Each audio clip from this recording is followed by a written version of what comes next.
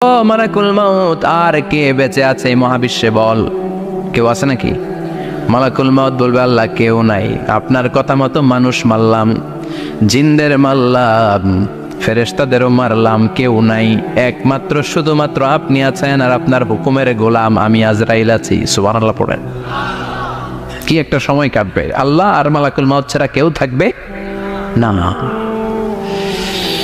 আল্লাহ বলবে, সবাইকে মারলি, সবাই চলে গেল, সবার মরণ হলো, এবার তোর মরণ।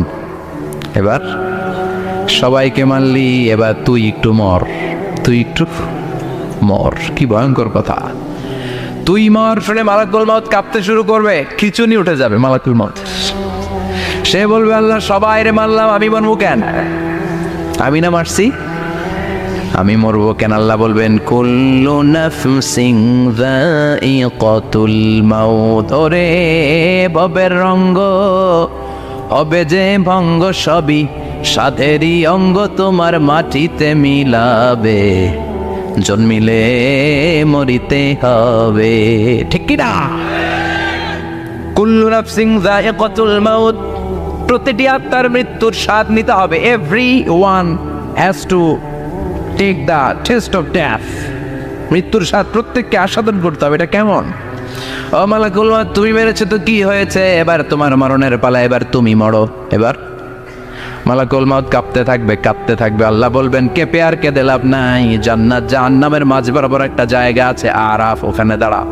মালাকুল মাউত দাঁড়াবে, আল্লাহ বলবেন, মর, মরে যা, মত ইয়া মালাকুল মাউত, মর, মরে যা। আল্লাহর ওঙ্কার শুনে মালাকুল মাউত জান্নাত জাহান্নামের মাঝ বরাবর দাঁড়িয়ে বিকট একটা চিৎকার দিবে। বিকট একটা চিৎকার দিয়ে মালাকুল মাউত ওই জায়গায় শেষ। মালাকুল মাউত নাই। বিশ্বনবী বলেন, মালাকুল মাউতের ওই দিনের চিৎকারটা এত ভয়ঙ্কর হবে, ডেঞ্জারাস হবে। ওই চিৎকারের আওয়াজ যদি দুনিয়ার মানুষেরা কান দিয়ে শুনতে পেত, আলাদা করে ইসরাফিলের সিংহায় ফুৎকার দেওয়ার কোনো দরকার লাগতো না। ওই আওয়াজটা শুনে দুনিয়ার মানুষেরা সব কানের পর্দা ফেটে লাশ হয়ে পড়ে যেত। এবার ডানে বায়ে সামনে পেছনে কেউ না, একজন যারা, তিনি কে? সবাই বলেন, তিনি কে? আল্লাহ দুনিয়ার ডেকে বলবেন, ও পৃথিবী, ইয়া আরদু আইনা আশজারুকে, তোর বড় বড় গাছ কই? ইয়া আরদু আইনা আনহারুকে, ও পৃথিবী, তোর বড় বড় নদীগুলা কই? ইয়া আরদু আইনাল কুসুর, বড় বড় প্রাসাদগুলো কই? হ্যাঁ, বড় বড় প্রাসাদগুলো কোথায়? বড় বড় টাওয়ারগুলো কোথায়? আইনাল মুলুক ওয়াল জাবাবেরা, অত্যাচারী রাজাগুলো কোথায়? ক্ষমতার লোভে যারা গদি নিয়ে টানাটানি করতো আর বলতো, ক্ষমতার মালিক আমি, সব ক্ষমতা আমার, আমার রাজত্ব, আমার দাপট, ওই গাদ্দারগুলো কোথায়? আল্লাহ চিৎকার দিয়ে বলবেন, লিমানিল মুলকুল ইয়াউমা লিল্লাহিল ওয়াহিদিল কাহ্হার। আজকে ক্ষমতা কার? সবাই বলেন চিৎকার দিয়ে, ক্ষমতা কার? Who belong the power today? Who belong the kingdom today? আজকে ক্ষমতা কার? আল্লাহ বলবেন, ক্ষমতা কারো না, আসল ক্ষমতার মালিকানা আমি কারো হাতে দেই নাই। আসল ক্ষমতার মালিকানা কার হাতে? দ্বিতীয় ফুৎকার দিলে এই ঘটনা ঘটবে। এবার এমন একটা পরিস্থিতি হয়ে গেল, কিয়ামত হলো, সব শেষ। আছে একজন, তিনি কে? উনি মরবেন, আল হাইয়ুল কাইয়্যুম। উনি কি? শাশ্বত, চিরঞ্জীব, সদা জাগ্রত, সদা সজাগ, তার কোনো ক্ষয় নাই, লয় নাই, অব্যয়, অক্ষয়, স্রষ্টা। আল্লাহু আকবার। দুইটা ফুৎকার দেওয়ার পরে এই ঘটনা ঘটবে, কিন্তু ফুৎকার দেয়া লাগবে কয়টা? দিছে কয়টা? বাকি আছে কয়টা? এবার আবার ইসরাফিলের দরকার আছে না নাই? এবার রব্বুল আলামিন ইসরাফিলকে জীবিত করে দিবে। ইসরাফিলকে আবার রুহু দিয়ে দিবে। পড়েন সুবহানাল্লাহ। রুহুর মালিক কে? রুহু ঢুকায় কে? বের করে কে? রুহু দেখা যায়, ধরা যায়? ইসরাফিলকে আল্লাহ তাআলা রুহু দিবেন, দিয়ে বলবেন, ইসরাফিল, তো 3 নম্বর হুইসেল দিয়ে ডিউটি শেষ কর। ডিউটি কয়টা? কথা বলেন, দিয়েছে কয়টা? বাকি কয়টা? ইসরাফিল আবার দাঁড়াবে, আবার হুইসেলটা নিয়ে দুই ঠোঁটের মাঝখানে লাগে, আবার এক হুইসেল মারবে, এই হুইসেল মারার সাথে সাথে মহাবিশ্বে যত প্রাণ আছে আবার সব জীবিত হয়ে যাবে। সুবহানাল্লাহ। আবার মিনহা خلقناكم وفيها نعيدكم ومنها نخرجكم تارة أخرى। মাটি থেকে বানালাম, মাটির কবরে পাঠালাম, আবার মাটি দিয়ে তোমাদেরকে পুনরুত্থান করবে কে? সব উঠবে, সব। সাইয়েদনা আদম থেকে শুরু করে এখন কত 600 কোটি না মানুষ? আমগো আগে গেছে কয় কোটি? কত হাজার কোটি, কত billion billion trillion zillion pillion, হিসাব আছে। আবার আমাদের পরে কত বছর আছে আমরা জানি? সব উঠবে। মিনহা خلقناكم وفيها نعيدكم ومنها نخرجكم تارة أخرى। সব উঠবে। আরে কত লম্বা ঘুম দিছিল সবাই। মুমিনরা সবাই কবরে কি দিবে? লম্বা ঘুম। জোরে বলেন কি দিবে? সবচেয়ে বড় ঘুম দিয়েছে সাইয়েদনা আদম আলাইহিস সালামের ছেলে হাবিল। নাম শুনছেন? ওরে মারছিল কে? কথা গণ। এজন্য মারার বিচার দিয়ে আল্লাহ কিয়ামতের দিন বিচার শুরু করবে। রক্তের বিচার আছে না নাই? রক্তের দাগ সহজে শুকায় নাকি? রক্তের বিচার বড় বিচার। আল্লাহ ওই বিচার দিয়ে শুরু করবেন। হাক্কুল্লাহ হাক্কুল ইবাদ। হাক্কুল্লাহর বিচার আল্লাহ শুরু করবেন সালাত দিয়ে। আউয়ালু মা ইউহাসাবু বিহিল আবদু ইয়াউমাল কিয়ামাতি আস-সালাহ। কিয়ামতের দিন হাক্কুল্লাহর প্রথম বিচার হলো সালাত। নামাজ পড়স নাই কে? হাত তুল। আল্লাহ দাঁড় করাবে। আল্লাহ বলবেন সেজদা দে। আমরা যারা সেজদা দিতাম আল্লাহু আকবার বলে সেজদায় লুটিয়ে পড়ব। যারা সেজদা দেয় নাই, সেজদার আন্দোলন করে নাই, সালাত প্রতিষ্ঠার আন্দোলনে নামে নাই, ওরাও আমাদের মতো সেজদা দিতে চাইবে, পারবে নাকি? ওদের পিঠটারে লোহার মতো শক্ত করে দিবে কে? يوم يكشف عن ساق ويدعون إلى السجود فلا يستطيعون।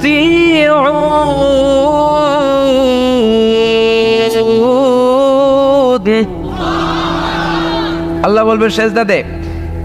পা দেখিয়ে বলবে এক প্ল্যাটফর্মের মধ্যে সবাই দাঁড়িয়ে যা, সেজদায় লুটিয়ে পড়। আমরা আল্লাহু আকবার বলে সেজদায় দিব। যারা সেজদা দেয় না ওরা দিতে পারবে নাকি? চেষ্টা করেও পিঠটারে বাঁকা করা যায় না। আর এখন যাইতে চায় না মসজিদে, ডাকাইতে গিয়া, ঠিক কি না? সালাত দিয়া হবে হাক্কুল্লাহর বিচার, হাক্কুল ইবাদের বিচার হবে রক্তের বিচার। অন্যায়ভাবে একজন আরেকজনরে মারছে, এই বিচার আছে না নাই? অনেক বিচার দুনিয়ায় হয় নাই, কিন্তু আখিরাতে বিচার আছে না নাই? যে বিচারপতি বিচারের রায় দিছে ওই বিচারপতিরও বিচার আছে না নাই? সবচেয়ে বড় বিচারপতিটার নাম কে? অন্যায়ভাবে ক্রস ফায়ার হলে ওইটার বিচার সেদিন করবে কে? অন্যায়ভাবে গুম হলে বিচার করবে কে? পত্রিকায় কত লাশ দেখি, চোখ বাঁধা, মুখ বাঁধা, হাত দুইটাও পিছনে বাঁধা, শরীরটা পানির মধ্যে থেকে থেকে ফুলে এরকম মোটা হয়েছে, রাতের অন্ধকারে মেরে ফেলা হয়েছে, কেউ দেখে না, দেখেছে কে? সেদিন সব বিচার হবে। রক্তের বিচার বড় বিচার। একটা বিচারও সেদিন বাদ যাবে না। চিৎকার করে বলেন ঠিক কি না? সব মানুষগুলো দাঁড়াবে। হাবিল বলবে আমার ঘুম ভাঙালো কে? قالوا من بعثنا من مرقدنا هذا ما وعد الرحمن وصدق المرسلون। কে আমাদের ঘুম ভাঙালো? সেই লম্বা একটা ঘুম দিয়েছিলাম, কেন আমাদেরকে ঘুম থেকে এরকম বিশাল হুইসেল বাজিয়ে ডাকা হলো? ফেরেশতারা বলবে হাযা মা ওয়াদার রহমান, এইটা সেই দিন যেই দিনের ওয়াদা তোমাদেরকে দিয়েছিল কে? ওয়া সাদাকাল মুরসালুন, নবীরা যে কথা বলেছিল আজকে সেই কথার সত্যতা পাবা। সব দাঁড়াও, সব দাঁড়িয়ে যাবে।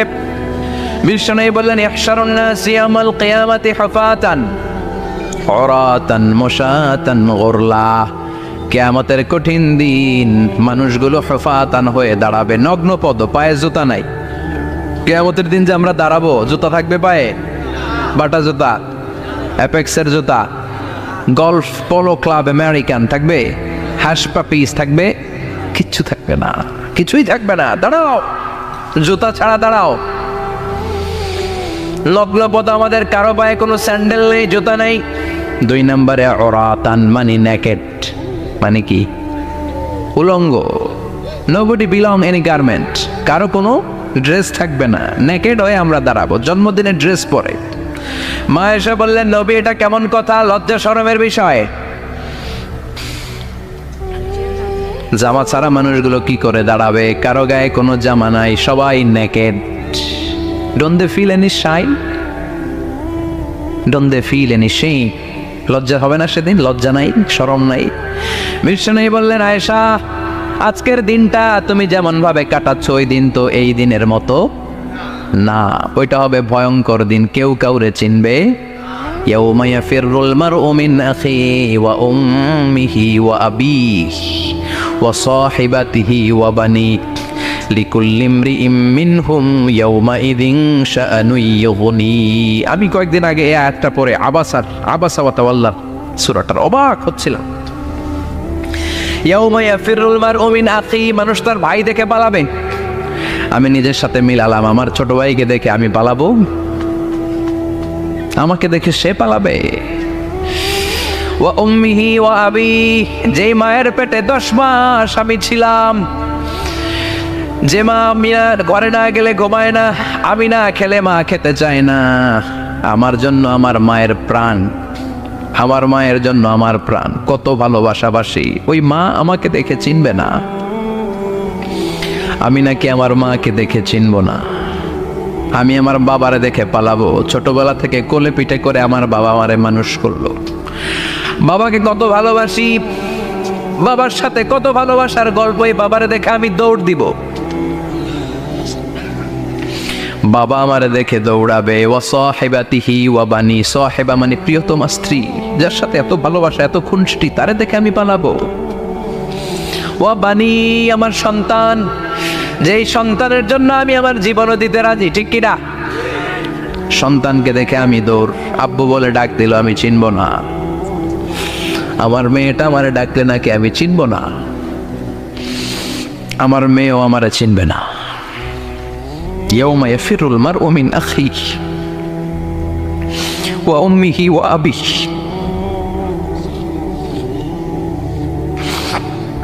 ওয়া সাহিবাতিহি ওয়া বানিহি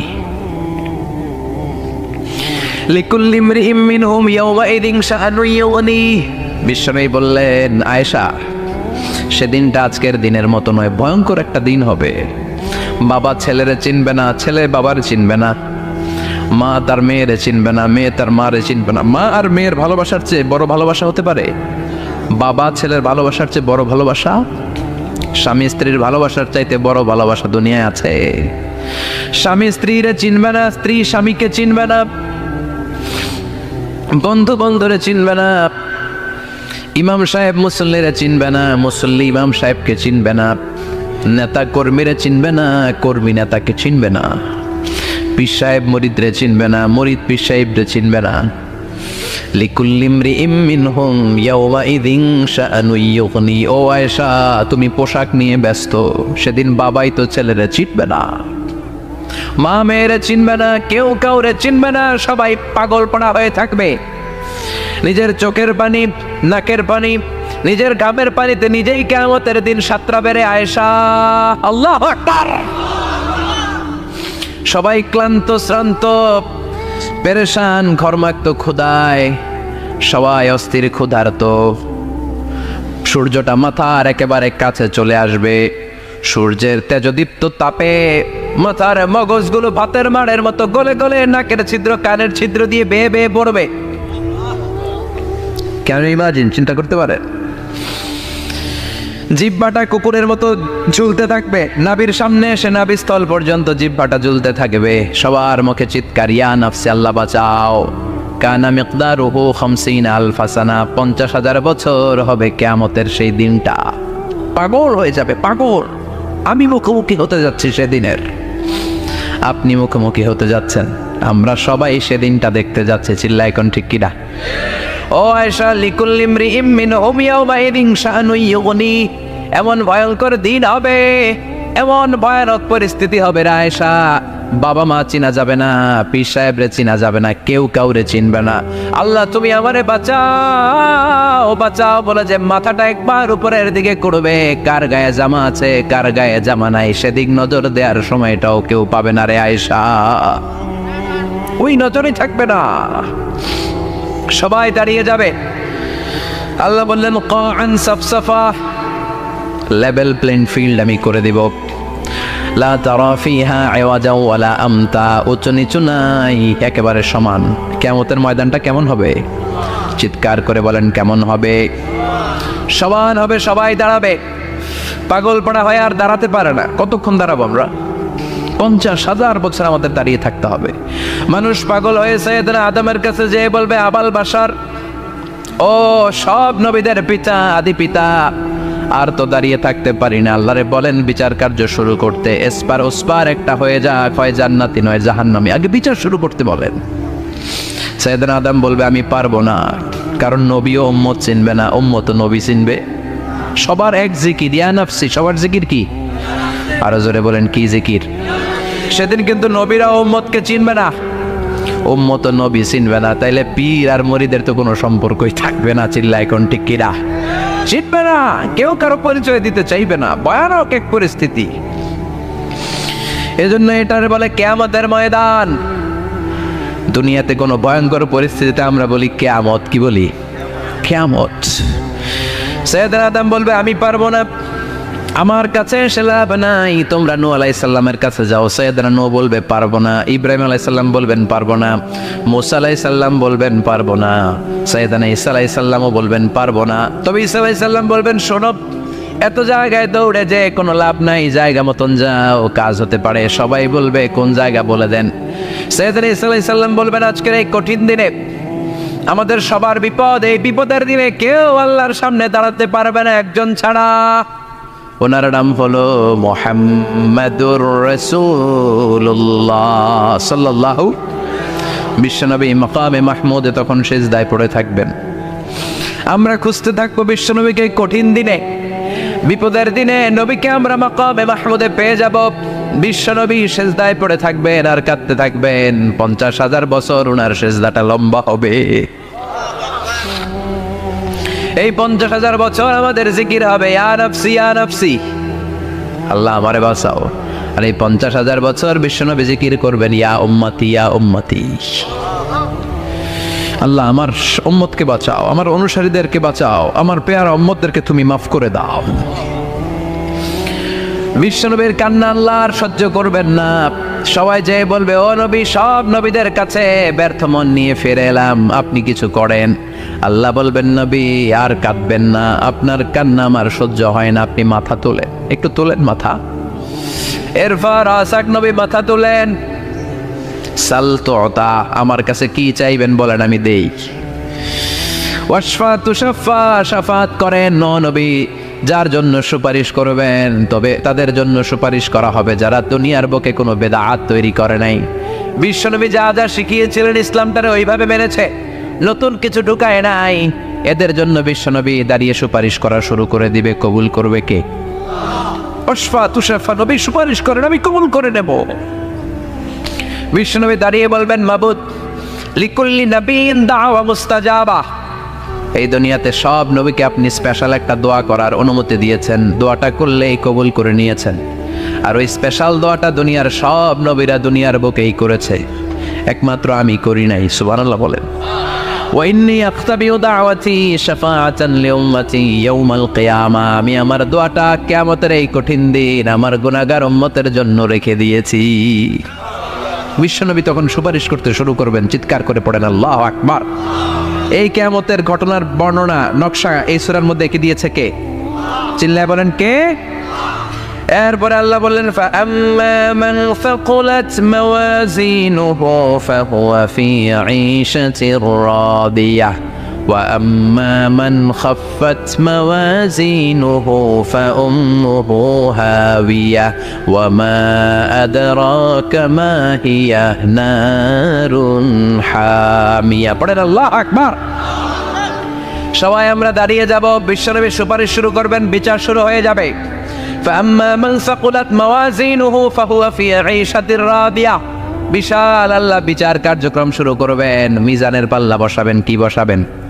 আল্লাহ তাতগাউ ফিল মিজান। আমার নামে নাম, আমার নামে নাম। মিজান বসাবে, মিজান দাড়ি পাল্লা। আসলে এটা সুন্দর অর্থ হচ্ছে নিক্তি পাল্লা। অর্থ কি? দাড়ি পাল্লা ছিলেন, আলু বিক্রি করে, লাউ বিক্রি করে, চাল মাপে, ডাল মাপে, দাড়ি পাল্লা দিয়ে। কি দিয়ে? কিন্তু কেয়ামতের এটা হবে নিক্তি পাল্লা। নিক্তি পাল্লা দিয়ে স্বর্ণ মাপে। কি মাপে? চাল বিক্রির সময় 2-4টা চাল বেশি গেল লস নাই, কম গেল যে কিনছে তার লস নাই। কিন্তু স্বর্ণ বেচার সময় যদি স্বর্ণের কণা চলে যায় বেশি, আমও শেষ, চালাও। এজন্য স্বর্ণ দাড়ি পাল্লায় মাপে না, কারণ এটা ক্ষুদ্রাতি ক্ষুদ্র হিসাব করতে হয়। এটা মাপে কোন পাল্লায়? নিক্তি পাল্লায়। 1 কণার স্বর্ণ পড়লেও এটা মিটারে উঠবে। দাম কত? চিৎকার করে বলেন ঠিক কি না? আল্লাহর মিজানের পাল্লা এমন পাল্লা, فمن يعمل مثقال ذرة خيرا يره ومن يعمل مثقال ذرة شرا يره। যাররা পরিমাণ ভালো কিছু করলে সেটাও নিক্তি পাল্লায় আমরা দেখব, যাররা পরিমাণ খারাপ করলেও দেখব। যাররা, যাররা চিনেন? অণু। যাররা মানে সবাই বলেন আরো জোরে। বস্তুর ক্ষুদ্রতম একক, যেটা সহজে দেখা যায় না। যাররা বুঝায় আমি এভাবে, শীতের দিন টিনের ঘর আছে কাদের? দেখি হাত তোলেন তো। টিনের ঘর, মাশাআল্লাহ, আপনারা সুখী মানুষ, হাত নামান। বিল্ডিং এর বাড়ির চেয়ে টিনের ঘরে কিন্তু সুখ বেশি, জানেন? অনেক সুখ। টিনের ঘরে চালের মধ্যে ছিদ্র থাকে না, কথা কয় না। শীতের দিন সকালে দেখবেন ওই ছিদ্র দিয়ে সূর্যের একটা চিকন সূর্যের রশ্মি ঢুকে, পুরো ঘর অন্ধকার, কিন্তু ওই জায়গাটাতে ছিদ্র, সূর্যের আলোটা একটু চিকন হয়ে পড়ে নিচে, দেখছেন? ওটার কাছে যাবেন, কাছে গেলে দেখবেন ছোট ছোট ছোট ছোট ধূলিকণা দেখা যায়। অন্য কোথাও এগুলো দেখা যায় না, কিন্তু ওইটার ওই চিকন ছিদ্রটা সামনে দাঁড়ালে ধূলিগুলো উঠতেছে, দেখছেন? ওইটাকে আরবিতে বলে যাররা। ওইটাকে কি বলে? فمن يعمل مثقال ذرة خيرا يره ومن يعمل مثقال ذرة। ওই ধূলিকণার যাররা পরিমাণ ভালো করেছো, ওইটা আল্লাহ ছাড়বে না, আমলনামায় তুলে দিবে। সুবহানাল্লাহ পড়েন। ওই ধূলিকণা পরিমাণ খারাপ করলেও আমলনামায় তুলে দিবে কে? فأما من ثقلت موازينه فهو في عيشة راضية। সেদিন মিজানের পাল্লায় যার নেকের পাল্লা ভারী হবে তার খালি সুখ। তার কি? فهو في عيشة راضية। সে আনন্দে খুশি করতে শুরু করবে, নাচানাচি শুরু করবে। তাকে ডান হাতে আমলনামা দেয়া হবে। কোন হাতে? আল্লাহ তুমি আমাদের ডান হাতে আমলনামা নসিব করো, আমাদের হিসাবটারে সহজ করো, মিজানের পাল্লায় আমাদের নেকের পাল্লাটা ভারী করে দিও। আবার বিশ্বনবী বললেন 2টা জিকির আছে, এই 2টা জিকির যারা দুনিয়ার বুকে বেশি বেশি করবে মিজানের পাল্লা ভারী করে দিবে কে? কালিমাতান হাবিবাতান ইলার রহমান খাফিফাতান আলাল লিসান সাকিলাতান ফিল মিজান। 2টা জিকির আছে, এই জিকির আল্লাহর বড় প্রিয়, কিন্তু জিহ্বায় উচ্চারণে একেবারে হালকা, কিন্তু মিজানের পাল্লায় ওজন হবে অনেক বেশি। সুবহানাল্লাহ পড়ে। আল্লাহর কাছে প্রিয়, জিহ্বায় হালকা, কিন্তু মিজানের পাল্লায় রাখলে উহুদ পাহাড়। তার প্রথম জিকিরটা হলো সুবহানাল্লাহি ওয়া বিহামদিহি, দ্বিতীয়টা হলো সুবহানাল্লাহিল আযীম। পড়েন সুবহানাল্লাহি ওয়া বিহামদিহি, সুবহানাল্লাহিল আযীম। পড়তে রাজি আছেন? فأما من ثقلت موازينه। মিজান শব্দের প্লুরাল হচ্ছে মাওয়াজিন, মিজানের প্লুরাল কি? فأما من ثقلت موازينه। যাদের মিজানের পাল্লা ভারী হয়ে যাবে তাদেরকে ডান হাতে আমলনামা দিবে কে? আল্লাহ তুমি আমাদেরকে ডান হাতে আমলনামা দিও, আমাদের হিসাবটা সহজ করে দিও, আমাদের বিচার তুমি করতে যেও না। রোজ হাসরে হে আল্লাহ আমার করোনা বিচার, আল্লাহ করোনা বিচার। বিচার করলে আমাদের বাঁচার উপায় আছে। বিষ্ণু বলেন মান নুকিশা উযযিবা। সেদিন আল্লাহ যার নুকিশা মানে নিকাশ করবেন, হিসাব নিকাশ। মান নুকিশা উযযিবা, যার হিসাব নিকাশ আল্লাহ নিতে শুরু করবে, উযযিবা তার শাস্তি দিবে, ধরে ছাড়বে। আর যারে মাফ করে দিবে তার আনন্দের শেষ নাই, ঠিক কিনা? রোজ হাসরে হে আল্লাহ আমার করোনা বিচার, আল্লাহ করোনা বিচার। এটা কিন্তু দোয়া, জানেন? বিচার চাহি না তব দয়া চাহি, হে গুনাহগার আল্লাহ করো না বিচার। আমি জেনে শুনে জীবন ভরে পাপ করেছি পরে পরে, এখন আশা নাই যে যাব তোরে বিচারে তোমার। আল্লাহ করোনা বিচার। পড়েন পড়েন রোজ হাসরে আল্লাহ আমার করোনা বিচার, আল্লাহ করোনা বিচার। পড়েন আমিন। আমাদের আমলনামা ডান হাতে দিয়ে দিও, পড়েন আমিন। فأما من أوتي كتابه بيمينه فسوف يحاسب حسابا يسيرا। যাদের আমলনামা ভারী হবে, নেকের পাল্লা ভারী, সামনে থেকে সা করে উড়ে উড়ে আমলনামাটা আসবে, এসে তপাস করে ডান হাতে বসে পড়বে। সুবহানাল্লাহ। আল্লাহ আমাদের নসিবে যেন এইটা ঘটে। জোরে পড়েন আমিন। ওজুহু ইয়াওমাইযিন মুসফিরা দাহিকাতুম মুস্তাবশিরা। সেদিন চেহারা হবে আলোকোজ্জ্বল, চেহারা হবে তাদের হাস্যোজ্জ্বল। আর যাদের বিপরীত হবে তাদের ঘটনা কি? ওয়া আম্মা মান খাফফাত মাওয়াজিনুহু ফাউম্মুহু হাওিয়া ওয়া মা আদরাকা মা হিয়া নারুন হাবিয়া। আর সেদিন যাদের আমলনামা দাড়ি পাল্লা পাতলা হয়ে যাবে, খাফফাত মাওয়াজিনুহু নেকের পাল্লা হালকা, খারাপ কাজের পাল্লাটা ভারী হয়ে যাবে। তাদের আমলনামার সামনে দিক থেকে দেখা যাবে না, পিছন দিক থেকে আসবে, এসে ডান হাতে নয় বা হাতের উপরে পড়বে। আল্লাহ এরকম নসিব তুমি আমাদের করো না। চিল্লায় পড়ে না আমিন। وأما من أوتي كتابه وراء ظهره فسوف يدعو ثبورا। যাদের আমলনামা বা হাতে দেয়া হবে তারা চিৎকার দিবে, মৃত্যু কামনা করবে। ওরা বলবে আমার দরকার নাই, কি বলবে? আর আমরা বলবো আমলনামা কই, ডান হাতে দাও। সুবহানাল্লাহ কইবেন না? ওরা বলবে দরকার নাই, আল্লাহ বলবে দরকার আছে, ধর আমলনামা বুঝে নে। আমলনামাটা শুরু থেকে শেষ পর্যন্ত একবার পর কয় লাগবো না, কি কয়? লাগতো না। আর আমলনামা লাগতো না, আল্লাহ বলবে লাগবে পর, একটু পর। কি করছিস একটু পর? আল্লাহ বলবেন ইকরা কিতাবাকা কাফা বিনাফসিকাল ইয়াউমা আলাইকা হাসিবা। পর, পড়া ছাড়া গতি নাই। দুনিয়াতেও পড়তে হবে, আখিরাতেও। কোরআনের প্রথম কথা কি? পর। আল কোরআনের প্রথম বাণী পড়ো, আল হাদিসে নবীর কথা পড়ো। আল কোরআনের প্রথম বাণী পড়ো, আল হাদিসে নবীর কথা পড়ো। পড়ে পড়ে শেখো, শিখে শিখে তুমি তোমার নিজের জীবন গড়ো। ঠিক কি না? দুনিয়াতেও পড়তে হবে, আখিরাতেও পড়তে হবে। দুনিয়ায় পড়ে না, এবার আল্লাহ বলবে এবার তোর কিতাব পড়। ইকরা কিতাবাকা কাফা বিনাফসিকাল ইয়াউমা আলাইকা হাসিবা। পড়, নিজেই পড়।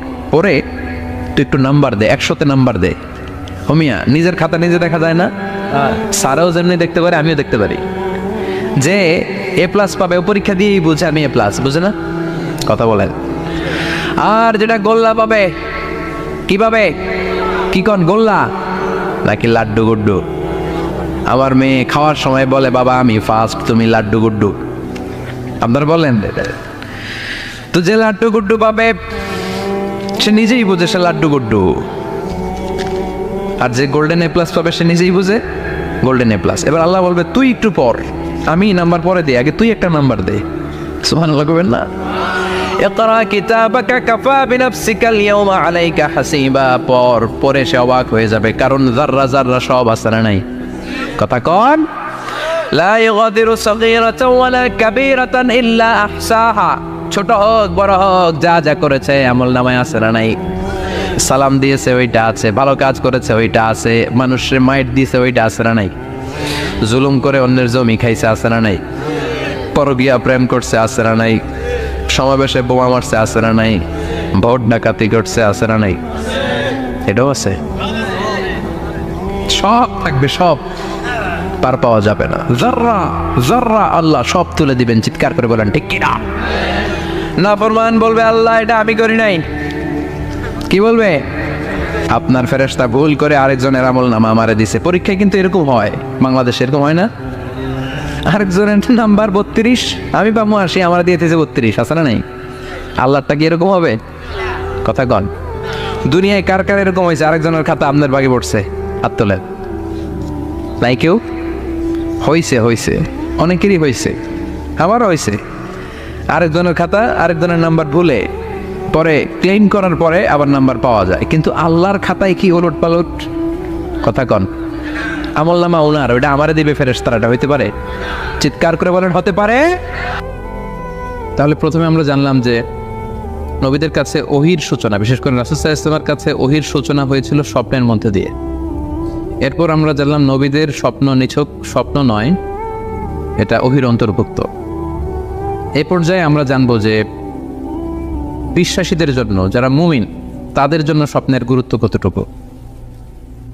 সেক্ষেত্রে আমরা সহিহ বুখারীর একটা হাদিস উল্লেখ করতে পারি, যেখানে আল্লাহ রাসূল সাল্লাল্লাহু আলাইহি ওয়াসাল্লাম বলেছেন, লাম ইয়াবকা মিনান নবুওয়াতি ইল্লাল মুবাশশিরাত, অর্থাৎ নবুয়ত আর পৃথিবীতে নেই, নবী হওয়ার সুযোগ আর পৃথিবীতে নেই, নবুয়ত বন্ধ হয়ে গিয়েছে।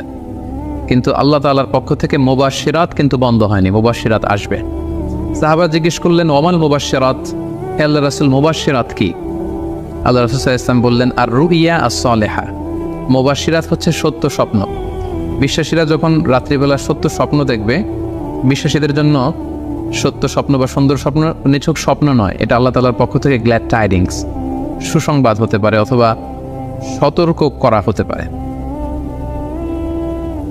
এমনকি আল্লাহ রাসূল সাল্লাল্লাহু আলাইহি সাল্লাম বলেছেন যে ভালো স্বপ্ন হচ্ছে নবুয়তির 46 ভাগের 1 ভাগ। সহিহ বুখারীতে এসেছে, আল্লাহর হাবিব সাল্লাল্লাহু আলাইহি ওয়াসাল্লাম ইরশাদ করেন, আর রুইয়া আস-সালিহা জুজউন মিন 46 জুজআন মিনান নবুওয়া, অর্থাৎ ভালো স্বপ্ন বা সত্য স্বপ্ন নবুয়তির 46 ভাগের 1 ভাগ। Could you imagine that? কি করে একজন বিশ্বাসী স্বপ্ন নবুয়তির 46 ভাগের 1 ভাগ হতে পারে? তার মানে মুমিনের স্বপ্ন, একজন বিশ্বাসীর স্বপ্নকে আল্লাহ তাআলা অনেক বেশি গুরুত্ব দিয়েছেন। এটা শুধু স্বপ্ন নয়, এটা হতে পারে আল্লাহ তাআলার পক্ষ থেকে একটা গাইডেন্স, হতে পারে কোনো গ্ল্যাড টাইডিংস, সুসংবাদ, হতে পারে কোনো সতর্কতা বাণী। এজন্য এই স্বপ্নকে, বিশ্বাসীদের স্বপ্নকে আল্লাহ রাসূল সাল্লাল্লাহু আলাইহি ওয়াসাল্লাম নবুয়তির 46 ভাগের 1 ভাগ বলে উল্লেখ করেছেন।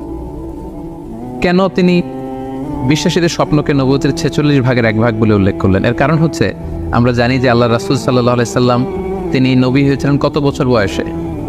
জি, 40 বছর বয়সে, এবং তিনি পৃথিবী থেকে ইন্তেকাল করেছিলেন 63 বছর বয়সে, অর্থাৎ ওনার নবুয়তির পুরো ডিউরেশনটা ছিল 23 বছর। তাহলে নবুয়তির সময়সীমা ডিউরেশন ছিল 23 বছর, আর নবুয়তি প্রাপ্তির আগে তিনি টানা 6 মাস শুধু স্বপ্ন দেখতেন। তাহলে এই 6 মাসকে যদি আমরা 23 বছর দিয়ে 23 বছরের উপর ভাগ করি, তাহলে এটা 46 ভাগের 1 ভাগ হয়।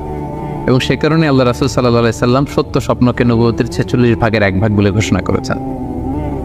এই পর্যায়ে আমরা জানবো স্বপ্নের প্রকার ভেদের ব্যাপারে। খুব সোজা সাপটা যদি বলতে হয়, তাহলে বলতে হবে যে স্বপ্ন হচ্ছে 3 প্রকার। একটা হচ্ছে আল্লাহ তাআলার পক্ষ থেকে, যেটা আল্লাহ দেখান। আরেকটি হচ্ছে শয়তানের পক্ষ থেকে, যেটি শয়তান মানুষকে দেখায়। আরেকটি হচ্ছে নিজের পক্ষ থেকে, অর্থাৎ সারাদিন আপনি যেটা নিয়ে কনসার্ন, সারাদিন আপনি আপনার চিন্তা ভাবনার মধ্যে যেই জিনিসটাকে স্থান দেন, সেটাই আপনি রাত্রিবেলা দেখেন।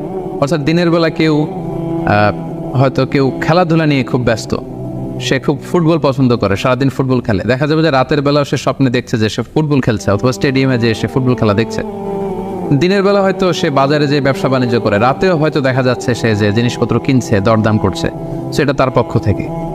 তাহলে বেসিকলি স্বপ্ন হচ্ছে 3 ধরনের, একটা আল্লাহর পক্ষ থেকে, একটা শয়তানের পক্ষ থেকে, আরেকটা হচ্ছে নিজের পক্ষ থেকে, যেটা আমরা সহিহ মুসলিমের একটি বর্ণনা থেকে জানতে পারি, যেখানে আল্লাহ রাসূল সাল্লাল্লাহু আলাইহি ওয়াসাল্লাম ইরশাদ করছেন, আর রুইয়া সালাসা, স্বপ্ন হচ্ছে 3 ধরনের। ফারুইয়া আস-সালিহা বুশরা মিনাল্লাহ, যেটা ভালো স্বপ্ন সেটা হয় আল্লাহর পক্ষ থেকে। ওয়া রুইয়া তাহজিনুন মিনাশ শাইতান, আরেকটা স্বপ্ন থাকে যেটা শয়তানের পক্ষ থেকে, সেটা ভয় দেখানো হয়। ভয়ঙ্কর যদি কোনো দুঃস্বপ্ন দেখে থাকেন, তাহলে এটা আল্লাহর পক্ষ থেকে নয়, এই স্বপ্নটা শয়তানের পক্ষ থেকে। আরেকটি হচ্ছে রুইয়া মিম্মা ইউহাদ্দিসুল মারউ নাফসাহু, আরেকটি স্বপ্ন ব্যক্তি সে নিজের সাথে নিজে স্বপ্নে হয়তো কথা বলে বা এমন কিছু দেখে যেটা সুসংবাদও নয়, যেটা ভয়ঙ্করও কিছু নয়, বরং সারাদিন সে যে বিষয়টি নিয়ে চিন্তা ভাবনা করতো রাতে, সেটার একটা প্রতিচ্ছবি, সেটাই সে দেখতে পাচ্ছে। এটা হচ্ছে নিজের পক্ষ থেকে স্বপ্ন। তাহলে খুব সহজে আমরা এইভাবে বলতে পারি যে স্বপ্ন তিন প্রকার। একটা হচ্ছে রাহমানি, আর একটা হচ্ছে শাইতানি, আর একটা হচ্ছে নাফসানি। রিপিট, আমি আবার বলছি, স্বপ্নের প্রথম প্রকার হচ্ছে রাহমানি, দ্বিতীয় প্রকার হচ্ছে শাইতানি, তৃতীয় প্রকার হচ্ছে নাফসানি। যেটা রাহমানি সেটা রহমানের পক্ষ থেকে, আল্লাহ দেখান। আর যেটা শয়তানি সেটা শয়তানের পক্ষ থেকে, শয়তান ভীতিকর পরিবেশ তৈরি করার জন্য বা ভয় দেখানোর জন্য যেটা দেখায়। আরেকটা হচ্ছে নাফসানি, যেটাকে বলা হয় আদগাস ও আহলাম, যেটার কোনো মিনিং হয় না, অর্থাৎ নিজের পক্ষ থেকে নিজের চিন্তা ভাবনার প্রতিচ্ছবি। তাহলে শুরুতে আমরা জানবার চেষ্টা করব যে রহমানি, যেটাকে আরবিতে বলা হচ্ছে রুইয়া বা রুইয়া সাদেকা বা সালেহা, সেটা কি, এবং সেটা যদি আমরা দেখি সেক্ষেত্রে আমাদের করণীয় কি। এক্ষেত্রে আমরা সহিহ বুখারীর একটি হাদিসকে উল্লেখ করতে পারি, যেখানে আল্লাহ রাসূল সাল্লাল্লাহু আলাইহি ওয়াসাল্লাম ইরশাদ করেছেন, ইযা রাআ আহাদুকুম রুইয়া ইউহিব্বুহা, তোমাদের কেউ যদি কোনো স্বপ্ন দেখে যে স্বপ্নটা সে পছন্দ করে, মানে স্বপ্নটা দেখে he feels good or she feels good, তার ভালো লাগছে, তাহলে বুঝতে হবে ফা ইন্নামা হিয়া মিনাল্লাহ, এই স্বপ্নটা আল্লাহর পক্ষ থেকে, এটা সাধারণ স্বপ্ন নয়, এটা খুবই অর্থবহ স্বপ্ন। তখন সে কী করবে? ফালিয়াহমাদিল্লাহ আলাইহা, সে তখন এই সুন্দর স্বপ্ন দেখার কারণে আল্লাহ শুকরিয়া করবে। ওয়াল ইউহাদ্দিস বিহা, এবং চাইলে সে এই স্বপ্নের কথা মানুষের কাছে বর্ণনা করতে পারে বা শেয়ার করতে পারে। তাহলে সহিহ বুখারীর এই হাদিসের ভাষ্য অনুযায়ী আমরা যেটা বুঝলাম, আমরা যদি ভালো কোনো স্বপ্ন দেখি তাহলে তিনটি কাজ করা যেতে পারে। প্রথমত আল্লাহর প্রশংসা করা, যেহেতু আমি ভালো একটি স্বপ্ন দেখেছি, আল্লাহ শুকরিয়া বা প্রশংসা আমরা করতে পারি। দ্বিতীয়ত চাইলে সুসংবাদ হিসেবে এই স্বপ্নটা আমি কারোর সাথে শেয়ার করতে পারি। আর তিন নম্বর হচ্ছে এমন ব্যক্তিকে আমি শেয়ার করব যে আমাকে ভালোবাসে বা যে আমার শুভাকাঙ্ক্ষী, তা না হলে আমি হিংসার শিকার হতে পারি। কারণ আন-নি'মাতু মাহসুদা, যে কোনো ধরনের নেয়ামতই, আপনি যদি আল্লাহর কোনো বিশেষ মার্সি, ব্লেসিংস বা নেয়ামত পেয়ে ধন্য হন, এটা সবার ভালো নাও লাগতে পারে, এটা সবার অন্তরে সহ্য নাও হতে পারে, ফলে আপনি হিংসার শিকার হতে পারেন। সো ভালো স্বপ্ন দেখলে আপনি চাইলে কারোর কাছে শেয়ার করতে পারেন। সেক্ষেত্রে সে যদি আপনার শুভাকাঙ্ক্ষী হয় বা আপনাকে পছন্দ করে, আপনাকে ভালোবাসে, এরকম কাছের কারোর সাথে আপনি শেয়ার করতে পারেন। আমরা সবাই নিঃসন্দেহে এরকম ভালো ভালো স্বপ্ন দেখতে চাই, আমরা কেউই ভয়ঙ্কর কোনো স্বপ্ন দেখতে চাই না। আমরা নিঃসন্দেহে এমন স্বপ্ন দেখতে চাই রাতের বেলায় যে স্বপ্নে আল্লাহ তাআলার পক্ষ থেকে আমাদের জন্য দিক নির্দেশনা থাকবে, অথবা কোনো সুসংবাদ থাকবে, কিংবা থাকবে আগাম কোনো সতর্কতা বাণী। এ জাতীয় ভালো স্বপ্ন যদি আমরা দেখতে চাই তাহলে আমাদের কি করা উচিত? সেক্ষেত্রে সর্বপ্রথম আমাদের যেটা করতে হবে, আমাদেরকে সত্যবাদী হতে হবে। সাধারণত সত্যবাদীদের স্বপ্ন সত্য হয়ে থাকে। যেখানেই সত্য সেখানেই যেন আমার অবস্থান হয়, আমি যেন সবসময় সত্যের পক্ষে থাকি। 2 নম্বর হচ্ছে আকলুল হালাল, আমাকে হালাল খেতে হবে। যারা হালাল খায় তাদের স্বপ্ন সাধারণত সত্য হয় এবং অর্থবহ স্বপ্ন হয়। পাশাপাশি আল্লাহ তাআলার দেয়া যে আদেশ নিষেধ সেগুলো আমাকে মেনে চলতে হবে। 4 নম্বরে রাত্রিবেলা আমি যখন ঘুমাবো আমাকে অজু করে ঘুমাতে হবে। ওই ইয়ানামু আলা তাহারা, পবিত্রতার সাথে যদি কেউ ঘুমায় তাহলে অজু করে ঘুমালে রাতে সে যে স্বপ্ন দেখবে সাধারণত সে স্বপ্নটি সত্য হয়। যদি সম্ভব হয় ক্যাবলামুখী হয়ে শোয়া, ক্যাবলামুখী হয়ে আমরা শুতে পারি। এই বিষয়গুলো যদি আমরা এনশিওর করতে পারি, অর্থাৎ সত্যবাদী হওয়া, হালাল খাবার খাওয়া, আল্লাহর দেয়া বিধিনিষেধ সবসময় মেনে চলবার চেষ্টা করা, রাত্রিবেলা অজু অবস্থায় ঘুমানোর অভ্যেস করা, পাশাপাশি ক্যাবলামুখী হয়ে শোয়ার চেষ্টা করা, এই বিষয়গুলো যদি আমরা মেনটেন করার চেষ্টা করি তাহলে আমরা যে স্বপ্নগুলো দেখব সেগুলো সত্য স্বপ্ন হবে বলে আমরা আশা করি। প্রিয় সুধী, এবারে আমরা জানবো স্বপ্নের দ্বিতীয় প্রকারের ব্যাপারে, অর্থাৎ যেটাকে আরবিতে বলা হচ্ছে হলম, বা আমরা বলেছি শয়তানি, যেটা শয়তানের পক্ষ থেকে আসে। সেক্ষেত্রে শয়তান এটা সাধারণত মানুষকে ভয় দেখানোর জন্য, ঘুমের মধ্যে তার কোনো অকল্যাণ করার জন্য যে স্বপ্নটা দেখায়, এটা হচ্ছে শয়তানি। সেক্ষেত্রে সহিহ মুসলিমের একটি হাদিসের কথা আমরা এখানে উল্লেখ করতে পারি। সেখানে আল্লাহ রাসূল সাল্লাল্লাহু আলাইহি ওয়াসাল্লাম বলেছেন, আর রুইয়া মিনাল্লাহ, ভালো স্বপ্ন হচ্ছে আল্লাহর পক্ষ থেকে, ওয়াল হুলমু মিনাশ শাইতান, আর খারাপ স্বপ্ন হচ্ছে শয়তানের পক্ষ থেকে। এখন কেউ যদি আমরা এই ভয়ঙ্কর স্বপ্ন রাতে দেখে ফেলি, যেটাকে আমরা নাইট মেয়ার বলি বা হরর ড্রিম বলি, ভয়ঙ্কর স্বপ্ন বা দুঃস্বপ্ন, যেটা দেখে আমরা খুব হাঁপিয়ে উঠি, আমাদের শ্বাস প্রশ্বাসের গতিবিধি বেড়ে যায়, আমরা খুব ভয় পাই, প্রচণ্ড ভয়ে আমরা আতকে উঠি এবং ঘুম ভেঙে যায় আমাদের, এরকম ভয়ঙ্কর স্বপ্ন যদি আমরা দেখি তখন আমরা কি করব? এ ব্যাপারে কি ইসলামের কোনো দিক নির্দেশনা আছে? হ্যাঁ, অবশ্যই দিক নির্দেশনা আছে। সেক্ষেত্রে আমরা সহি মুসলিমের একটি হাদিস উল্লেখ করতে পারি এখানে, যেখানে আল্লাহ রাসূল সাল্লাল্লাহু আলাইহি ওয়াসাল্লাম বলেছেন, ইযা রাআ আহাদুকুম আর-রুইয়া ইয়াকরাহুহা, তোমাদের কেউ যদি রাতে এমন কোনো স্বপ্ন দেখে যেটা সে অপছন্দ করে, মানে ভয়ঙ্কর, ভীতিকর দুঃস্বপ্ন যদি সে দেখে, তাহলে ফালইয়াবসুক আন ইয়াসারিহি সালাসান, সে যেন তার বাম দিকে 3 বার থুতু ফেলে। ওয়ালিয়াস্তাইয বিল্লাহি মিনাশ শাইতানি সালাসান, আর সে যেন শয়তানের ব্যাপারে আল্লাহ তাআলার কাছে 3 বার পানাহ চায় বা আশ্রয় প্রার্থনা করে। ওয়ালিয়াতাহাওয়াল আন জামবিহি আল্লাযী কানা আলাই, আর যে পাশে হয়ে সে শুয়েছিল সে পাশ চেঞ্জ করে অন্য পাশ হয়ে যেন সে ঘুমায়। সুবহানাল্লাহি বিহামদি, কত চমৎকার দিক নির্দেশনা। এবং সুনানে ইবনু মাজায় আরও একটি সহিহ হাদিস আমরা এখানে উল্লেখ করতে পারি, যেখানে আল্লাহ রাসূল সাল্লাল্লাহু আলাইহি ওয়াসাল্লাম বলেছেন, ইযা রাআ আহাদুকুম রুইয়া ইয়াকরাহুহা, কেউ যদি রাতে খারাপ বা ভয়ঙ্কর কোনো স্বপ্ন দেখে, ফালিয়াতাহাওয়াল, সে যেন তার বিছানা চেঞ্জ করে নেয়, জায়গা চেঞ্জ করে নেয়। অর্থাৎ সে যে বিছানায় শুয়েছিল সেখানে না, সে অন্য কোথাও শোবে, অথবা যেই টার্নে শুয়েছিল অন্য টার্নে চলে যাবে, ডানে হলে বায়ে, বায়ে হলে ডানে। ওয়ালিয়াতফুল আন ইয়াসারিহি সালাসান, এবং তার বাম দিকে যেন সে 3 বার থুতু ফেলে। ওয়ালিয়াসআলিল্লাহ মিন খায়রিহা ওয়ালিয়াতাআওয়ায মিন শাররিহা, এবং সে যেন এই স্বপ্নের ভালো দিকটা আল্লাহ তাআলার কাছে কামনা করে, এবং এই স্বপ্নের মন্দ বা অকল্যাণকর দিক থেকে যেন সে আল্লাহ তাআলার কাছে পানাহ চায়। সম্মানিত সুধী মণ্ডলী, এই হাদিস দুটির আলোকে আমরা বুঝতে পারি যে কেউ যদি হরর ড্রিম বা নাইটমেয়ার, যেটাকে আমরা দুঃস্বপ্ন বা ভয়ঙ্কর স্বপ্ন বলছি, এই ধরনের স্বপ্ন অনেকেই দেখে থাকে এবং আমাদের কাছে প্রায় বলে যে সে দুঃস্বপ্ন দেখে রাতের বেলা, ভয়ে সে ভটকে যায়, আতকে ওঠে, ঘুম ভেঙে যায়। এ জাতীয় দুঃস্বপ্ন যদি আপনারা কেউ দেখেন, সেক্ষেত্রে এই হাদিসের আলোকে আমরা বলতে পারি যে আপনি 6টি কাজ করবেন। 1 নম্বর হচ্ছে আপনি বাম দিকে 3 বার থুতু ফেলবেন। 2 নম্বর হচ্ছে 3 বার আপনি তাআউয পড়বেন, অর্থাৎ আপনি পড়তে পারেন আউযু বিল্লাহি মিনাশ শাইতানির রাজিম, অর্থাৎ হে আল্লাহ, আমি বিতাড়িত শয়তানের ব্যাপারে আপনার কাছে পানাহ চাচ্ছি। অথবা আপনি পড়তে পারেন আউযু বিল্লাহি মিন শাররিহা, হে আল্লাহ, আমি এই শয়তানের অকল্যাণকর বা যে এভিল সাইড আছে, খারাপ দিক আছে, এই ব্যাপারে আমি আপনার কাছে পানাহ চাচ্ছি। 3 বার আপনি এটা পড়বেন। 3 নম্বরে আপনি যদি আপনার ঘুমকে আবারও কন্টিনিউ করতে চান, তাহলে বা দিকে থেকে যদি স্বপ্ন দেখেন, তাহলে আপনি ডান দিকে টার্ন করবেন। আপনি ডান কাতে ঘুমাচ্ছিলেন এরকম যদি হয়, তাহলে বাম দিকে আপনি সরে যাবেন, অথবা যেখানে শুয়েছিলেন ওই জায়গাটা চেঞ্জ করে অন্য কোথাও শোবেন। 4 নম্বর হচ্ছে আপনি যদি ঘুম আর কন্টিনিউ করতে না চান, তাহলে আপনি অজু করে ফেলবেন। তাৎক্ষণিক আপনি আপনার ঘুম যদি আপনি কন্টিনিউ করতে না চান, অজু করে ফেলবেন এবং 2 রাকাত সালাত আদায় করবেন। 5 নাম্বার হচ্ছে এই স্বপ্ন আপনি কারোর সাথে শেয়ার করবেন না। এ ব্যাপারে আমরা সামনে বিস্তারিত বলছি।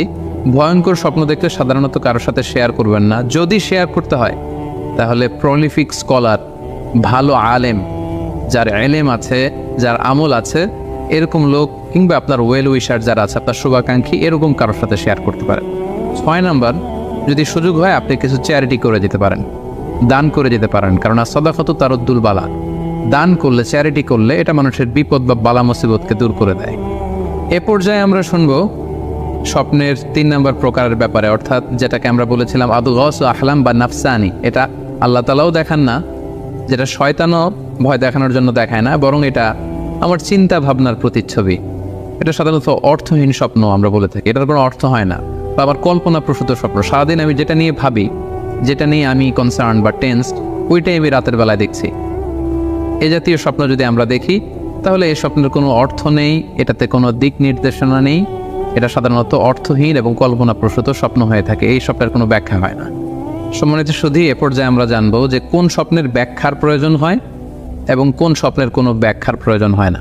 সাধারণত ব্যাখ্যা প্রয়োজন হয় কি হয় না, এদিক থেকে স্বপ্ন 2 ধরনের। এক হচ্ছে সরিহ, মানে ডিরেক্ট ড্রিম, যেটা সুস্পষ্ট, অর্থাৎ রাতে আপনি যা স্বপ্নে দেখেছেন দিনের বেলা সেটাই ঘটতে দেখেছেন। আপনি রাতে স্বপ্ন দেখলেন আপনার কোনো একজন কাছের লোক মারা গিয়েছে, এরপরের দিন আপনি শুনলেন আসলেই সেই ব্যক্তিটি মারা গিয়েছে। অথবা রাতের বেলা আপনি কোনো একটা ঘটনা দেখলেন, তারপরের দিন সেই ঘটনাটাই আপনি ঘটতে দেখলেন। এটাকে বলা হয় ডিরেক্ট ড্রিম, মানে সুস্পষ্ট এবং সরিহ, একেবারে স্পষ্ট স্বপ্ন। এটার কোনো ব্যাখ্যার প্রয়োজন হয় না, কারণ আপনি যা দেখেছেন সেটাই ঘটেছে। আরেকটা প্রকার হচ্ছে গয়রু সরিহ, মানে যেটা স্পষ্ট নয়, ইনডিরেক্ট ড্রিম, যেটা অস্পষ্ট। এটা হচ্ছে সিম্বলিক বা আইকনিক ড্রিম। আপনি এমন অস্পষ্ট, আইকনিক বা এমন কিছু সিম্বল দেখেছেন রাতে ঘুমের ঘোরে স্বপ্নে, যেটা থেকে সুস্পষ্ট আসলে কিছু বোঝা যায় না, বরং এখানে একটা সিম্বল আছে, এখানে একটা প্রতীক আছে বা আইকন আছে।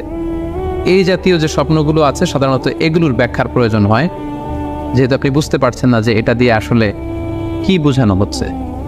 সম্মানিত সুধী, এ পর্যায়ে আমরা জানার চেষ্টা করব যে সত্য স্বপ্নের আলামত কি কি, অর্থাৎ কিভাবে বুঝবো যে আমি যে স্বপ্নটা দেখেছি এই স্বপ্নটা সত্য কিনা বা অর্থবহ কিনা। অনেকে আমাদের কাছে জানতে চায় যে আমি এই স্বপ্নটা দেখেছি, এটা কি সত্য স্বপ্ন, এটা কি অর্থবহ স্বপ্ন, বা এটা কি আল্লাহর পক্ষ থেকে কোনো গাইডেন্সমূলক বা দিক নির্দেশনা বা সুসংবাদমূলক স্বপ্ন। কিভাবে আমরা বুঝতে পারি? কিছু আলামত রয়েছে, কিছু নিদর্শন রয়েছে, যেগুলোর আলোকে কিন্তু আমরা সহজেই বুঝতে পারি যে স্বপ্নটা সত্য কিনা। সুনানে আবু দাউদের এক বর্ণনায় আল্লাহ রাসূল সাল্লাল্লাহু আলাইহি ওয়াসাল্লাম ইরশাদ করেছেন, আসদাকুন নাসি রুইয়া আসদাকুহুম হাদিসা। যে ব্যক্তি সত্য কথা বলে বেশি, তার স্বপ্ন সত্য হয় বেশি। তাহলে সহজে আমরা বুঝলাম, আপনি যদি সত্যবাদী হন, সাধারণত আপনার স্বপ্নগুলো জেনারেলি সত্য হবে। সেক্ষেত্রে সত্য স্বপ্ন বা অর্থবহ স্বপ্ন চেনার প্রথম আলামত হচ্ছে এই স্বপ্ন দেখে আপনার ভালো লাগবে। You feel good after seeing the dream. আপনি স্বপ্ন দেখার পরে আপনার খুব স্বস্তি লাগবে, আপনার ভালো লাগবে, আপনার কাছে এই স্বপ্নটা পছন্দ হবে, খুব ভালো লাগবে স্বপ্নটা। যদি এরকম ফিলিং হয় আপনার, তাহলে আপনি বুঝবেন এই স্বপ্নটা সত্য ছিল এবং অর্থবহ ছিল। 2 নম্বর হচ্ছে true dreams are very short and concise. সত্য স্বপ্ন খুবই শর্ট হয়, কনসাইজ হয়। আরবিতে যেটাকে বলা হয় ওয়াদিহা জালিয়া, খুবই শর্ট, স্পষ্ট, ক্লিয়ার এবং কনসাইজ। অনেকে রাতে অনেক লম্বা লম্বা স্বপ্ন দেখে, লম্বা এপিসোড দেখে, একটার পর একটা ঘটনা দেখতে থাকে, মুভির মতো লম্বা লম্বা ঘটনা সে দেখতে থাকে। এই জাতীয় লম্বা লম্বা ঘটনা যদি আপনি দেখে থাকেন রাতে, বা এপিসোড আকারে একটার পর একটা ঘটনা যেটার সাথে কোনো মিল নেই, এই জাতীয় স্বপ্নের সাধারণত কোনো অর্থ হয় না, এগুলো অর্থবহ স্বপ্ন নয়। অর্থবহ স্বপ্ন চেনার 3 নম্বর আলামত বা সাইন হচ্ছে রিপিটেশন। অর্থাৎ একই স্বপ্ন যদি আপনি বারবার দেখেন তাহলে বুঝতে হবে এটা অর্থবহ স্বপ্ন, এবং এটার মাধ্যমে আল্লাহ তাআলা আপনাকে কোনো দিক নির্দেশনা বা গাইডেন্স দিতে যাচ্ছেন। আপনাকে বোঝার চেষ্টা করতে হবে যে আসলে আল্লাহ তাআলা আপনাকে কি বোঝাতে চাচ্ছেন। তাহলে 3 নম্বর হচ্ছে রিপিটেশন। বারবার যদি কোনো স্বপ্ন দেখেন, এই স্বপ্নটা সত্য হবে এবং অর্থবহ হবে। এটা নট নেসেসারি যে আপনি একাই বারবার দেখেন। একজন মানুষ একটা স্বপ্ন বারবার দেখলে যেমনি অর্থবহ, পাশাপাশি একই স্বপ্ন যদি অনেকে দেখে তাহলে সেই স্বপ্নটাও অর্থবহ। অর্থাৎ আপনি একটা স্বপ্ন প্রায় দিন দেখেন, তাহলে বোঝা যাচ্ছে এটা অর্থবহ স্বপ্ন। অথবা একটা স্বপ্ন অনেক লোক একসাথে দেখেছে, তারপরের দিন একে অপরের সাথে শেয়ার করে বোঝা গেল যে সবাই একই স্বপ্ন দেখেছে, তাহলে বোঝা যাবে এটা সাধারণ স্বপ্ন নয়, এটা অর্থবহ স্বপ্ন, মিনিংফুল স্বপ্ন।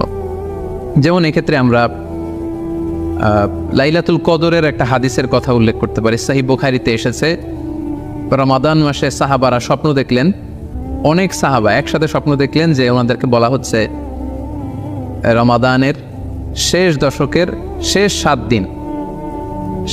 দিনের যে কোনো একদিন কদর হয়ে যেতে পারে। ওনারা সবাই এসে সাহাবা রিদওয়ানুল্লাহি তাআলা আলাইহিম আজমাইন আল্লাহ রাসূল সাল্লাল্লাহু আলাইহি ওয়াসাল্লামের কাছে বললেন, ইয়া রাসূলুল্লাহ, আমি স্বপ্নে দেখেছি যে বলা হচ্ছে কদরের জন্য রমজানের শেষ 7 দিনকে তালাশ করতে। আরেকজন এসে একই কথা বললো যে ইয়া রাসূলুল্লাহ, আমি দেখেছি রমজানের শেষ 7 দিনে কদর হতে পারে।